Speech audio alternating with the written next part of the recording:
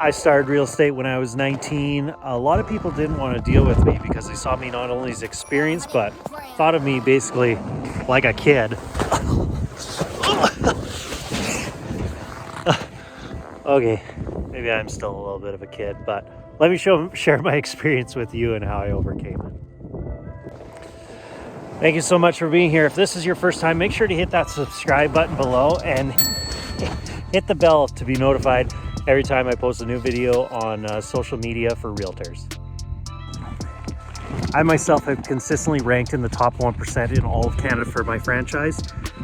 That didn't come easy. There was a lot of tough years in there when I was first starting out. So let me show you, if you're in that stage, how you can get past that as well.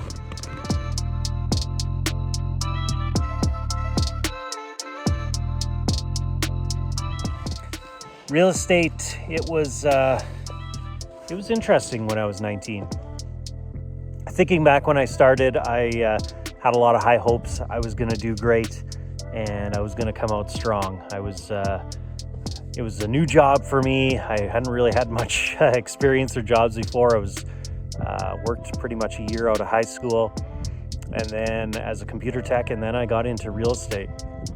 And it was an eye-opener because I thought it was going to be a lot easier.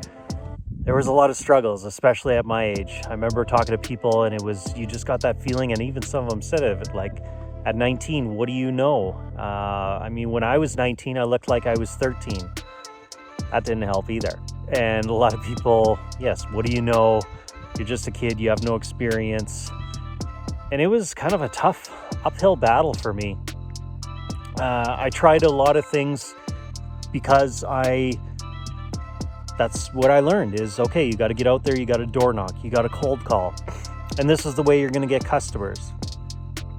So I remember doing that, and I was definitely a shy person back then. I still consider myself a shy person today.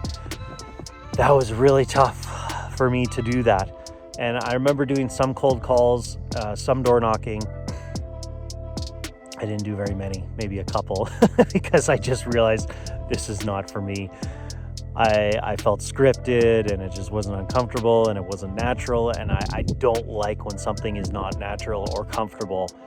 And therefore, I knew I had to give up on that, because either I was going to keep doing it and practice and get better with it, which I maybe could have done, or I needed to find something that was a lot more comfortable to me, because even the customers could tell I was nervous. I still remember going out with other realtors in my office, and people asked me, like, is this your son? Or even with some, is like, is this your grandson? Is this like a take your kid to work type of day? It was insane, the amount of people. You could just tell the way they were judging me and looking at me like, what is this kid even doing here? He's gonna get eaten alive. And I feel like I kind of had a lot going against me, and I did have some family in the business as well. So as much as you think that would help, it actually probably hurt more as well, because the people that maybe my sphere of influence, they already dealt with the other realtors in my family that were there. So they weren't going to be dealing with me. They were going to be dealing with the experienced one. So I really had to figure out how I'm going to overcome this, how I'm going to do something different and stand out versus all the other realtors are out there when they've got all this experience, and I have none of that. How old were you when you became a realtor? Comment below and let me know. So how do you overcome this? How did I overcome this? Whew. It's a little nicer in here. Basically, you need to find your strength. What's your strength? What's your weakness? And it may take you some time, may take you some doing, but stick with it. Try a couple different things, and eventually you'll find what works for you. For me, when I was that young, I discovered I was good at tech. I was great at technology. So back then I had a BlackBerry, for those of you who remember back then, the BlackBerry days, and I would get an email from somebody wanting to inquire about a property or a listing I had.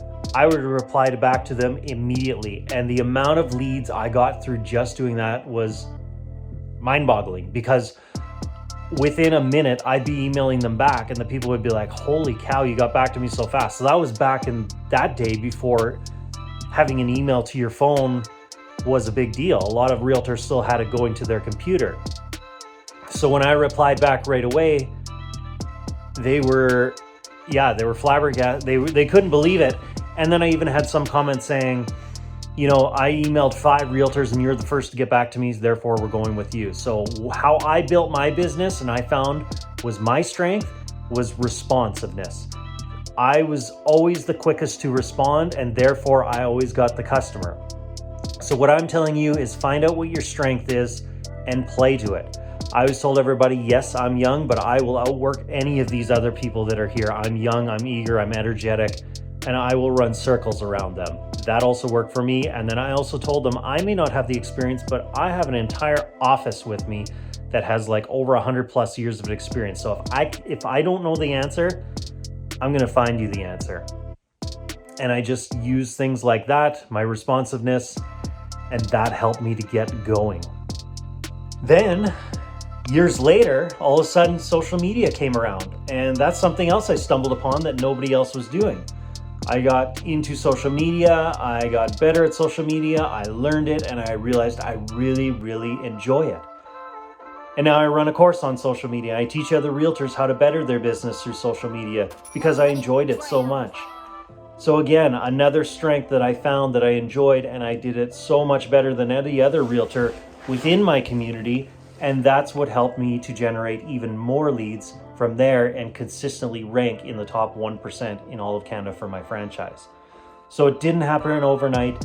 It took time. I had to stick with it. Like anything in life, I believe you're not going to get instant gratification or results right away. Social media is no different.